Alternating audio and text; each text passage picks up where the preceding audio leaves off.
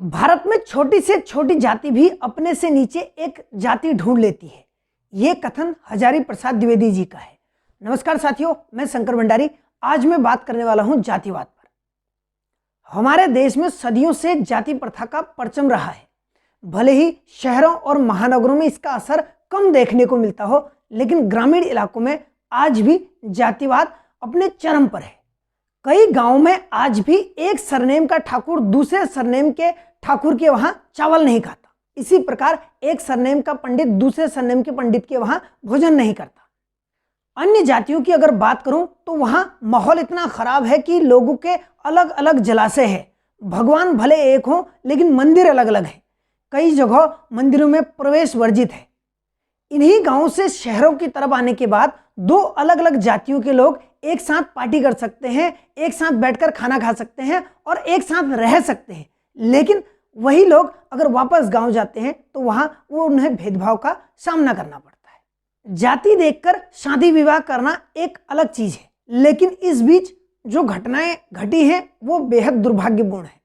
चाहे सल्ट में जगदीश हत्याकांड की बात ले लीजिए या उत्तरकाशी में हुए दलित युवक के मंदिर में जाने मात्र से रात भर पिटाई का मामला ले लीजिए। उत्तरकाशी का वो युवक मंदिर में क्या चला गया, उसे रात भर एक पेड़ से बांध कर रखा गया और जली लकड़ियों से उसे पीटा गया। ऐसा ही मामला चंपावत का आया, जहां एक महिला जो कि अनुसूचित जाति से या दलित समाज से आती थी, वो खाना बनाती थी तो गांव के लोगों को मिर्ची लगने लगी कि उन्हें लगाया कि इसका बना हुआ खाना हमारे बच्चे खा रहे हैं। तो उनने बच्चों को भड़काया और बच्चों ने उसका विरोध करना शुरू किया। बहुत बड़ा राजनीतिक मुद्दा बना, लेकिन समाधान कुछ भी नहीं निकला। भले ही हम विश्वगुरु बनने तथा हिंदू राष्ट्र बनाने की बात कर लें, लेकिन इन भेदभावों को मिटाने की बात कभी नहीं करेंगे। अभी कुछ दिन पूर्व आरएसएस के जो प्रमुख हैं मोहन भागवत जी, उनने कहा था कि जो जातियां हैं वो पंडित ने बनाई।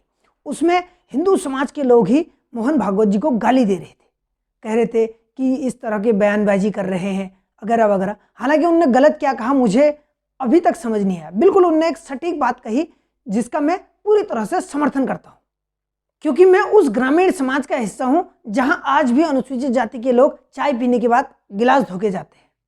मैं एक ऐसे समाज का हिस्सा हूं जहां अनुसूचित जाति के लोगों को शिवलिंग पर जल नहीं चढ़ाने दिया जाता।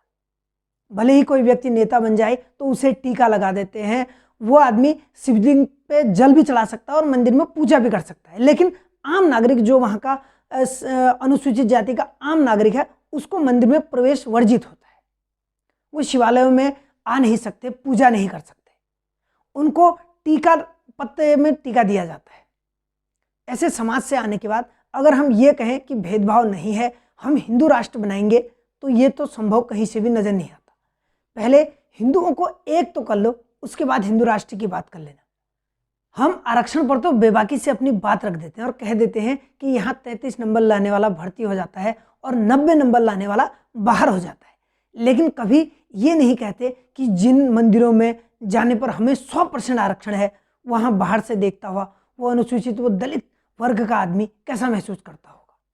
आज हर घर नल योजना है, उसके बावजूद अगर कभी नल में पानी नहीं आता है तो गाँव के नौलों धारों में उनको पानी नहीं भरने दिया जाता है या उन्हें अपनी बाल्टी से पानी भर के दिया जाता है। कई जगहों पर अलग अलग नौले धारे हैं। हम आरक्षण पर तो बेबाकी से बोल देते हैं, पर जातिवाद पर बोलने से बचते हैं। आखिर ऐसा क्यों? कभी इस बारे में सोचिए, विचार कीजिए। नमस्कार, जय हिंद।